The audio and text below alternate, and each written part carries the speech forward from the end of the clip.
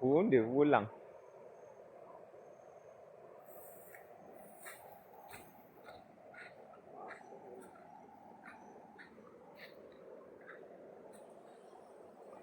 Tu nak menjala.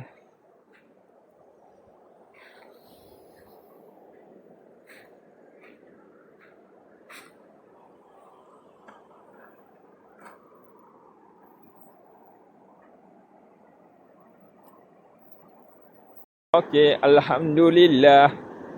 Hari ni kita cari lauk sikit untuk goreng-goreng untuk berbuka puasa. Hari ni berapa lah? 17 Ramadan. Alhamdulillah. Ikan lapang ada sikit. Ikan kawan, ikan sebarau, ikan rong. Kita jala sekitar sini lah dia.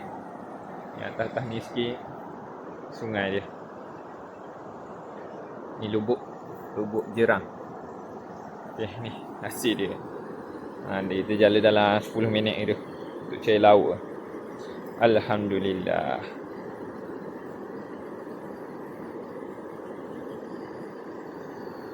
Okey, itu saja.